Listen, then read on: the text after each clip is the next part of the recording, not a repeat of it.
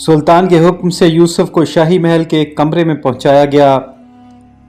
جان کنی کی حالت میں اس نے احمد بن حسن سے جو آخری بات کہی وہ یہ تھی: احمد، میری بیوی کی دعا کا صرف ایک حصہ قبول ہوا۔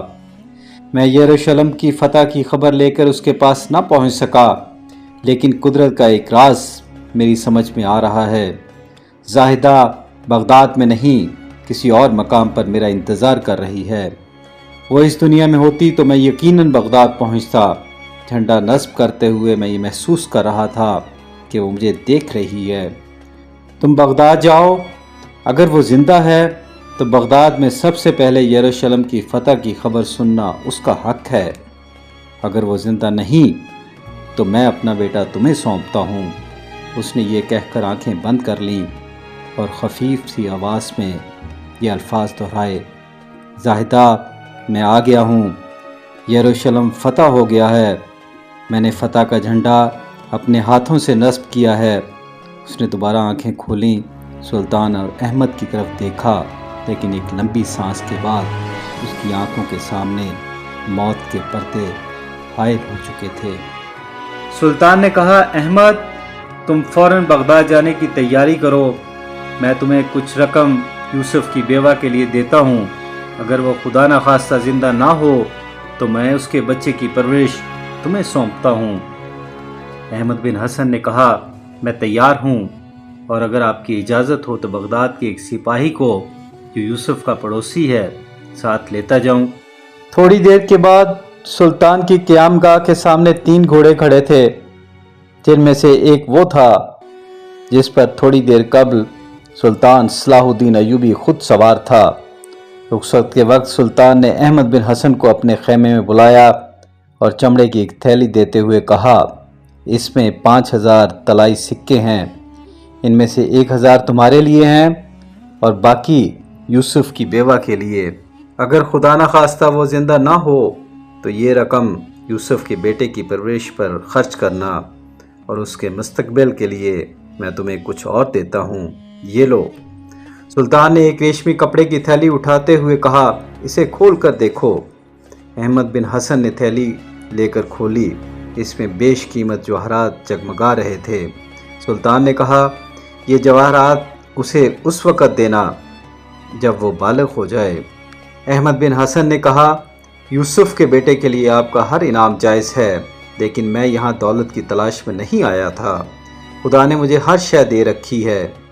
سلطان نے کہا: اگر تمہیں اس کی ضرورت نہیں تو یہ مدینے کے غریب بچوں کے لیے لے جاؤ۔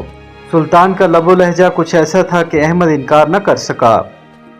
سلطان نے پھر کہا: 2 اور چیزیں جو میں تمہیں سونپنا چاہتا ہوں، ان میں سے ایک میرا گھوڑا ہے اور ایک سپاہی۔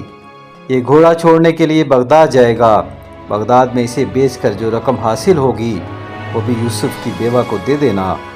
مجھے امید ہے کہ بغداد کے لوگ میرے گھوڑے کو اچھی قیمت پر خریدیں گے۔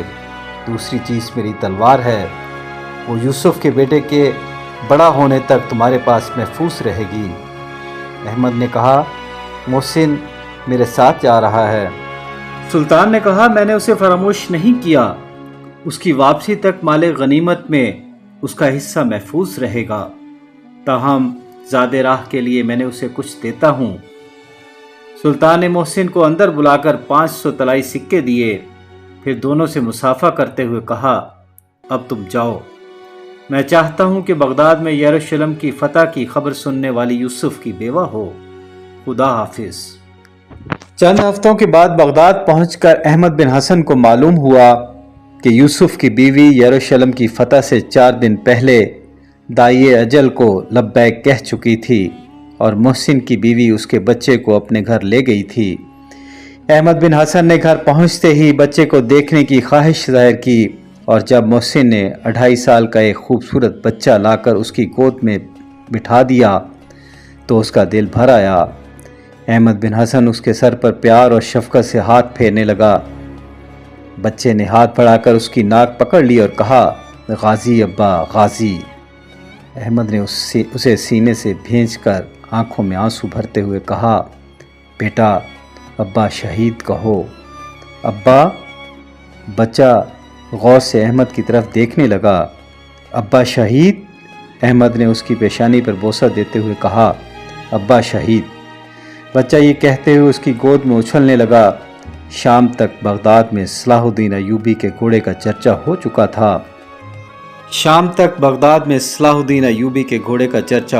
تھا۔ بغداد کے عمرہ میں سے ایک اسے اپنے استبل کی زینت بنانے کے لیے بیقرار تھا، اور ان میں سے اکثریت ایسے لوگوں کی تھی جو گھوڑے پر چڑھنے سے زیادہ اسے سنوارنا چاہتے تھے۔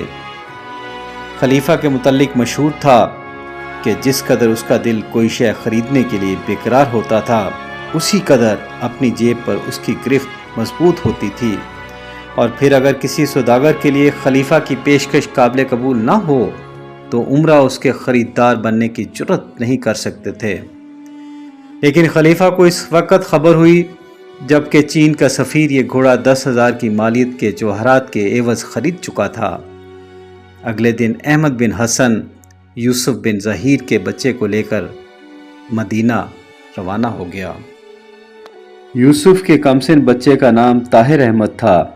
احمد بن حسن نے گھر پہنچ کر اسے اپنی بیوی کے سپرد کرتے ہوئے کہا، سیدہ، یہ ایک مجاہد کا بیٹا ہے، اور مجھے یقین ہے کہ تم اس ننھے مہمان کی تواضع میں مدینے کے انصار کی روایات پر عمل کرو گی۔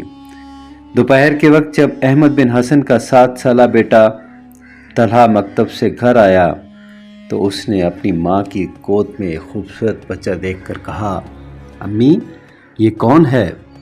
سیدہ نے جواب دیا، تمہارا چھوٹا بھائی ہے بیٹا۔ شام کے وقت طلحہ مدرسے کے تمام بچوں کو اپنا چھوٹا بھائی دکھا رہا تھا۔ 5 سال کے بعد ایک دن احمد نے سیدہ سے پوچھا، سچ کہو تمہیں طلحہ زیادہ عزیز ہے یا طاہر؟ 5 سال کے بعد ایک دن احمد نے سیدہ سے پوچھا، سچ کہو تمہیں طلحہ زیادہ عزیز ہے یا طاہر؟ سیدہ نے غور سے دونوں کی طرف دیکھا اور کچھ دیر سوچنے کے بعد جواب دیا، مجھے معلوم نہیں۔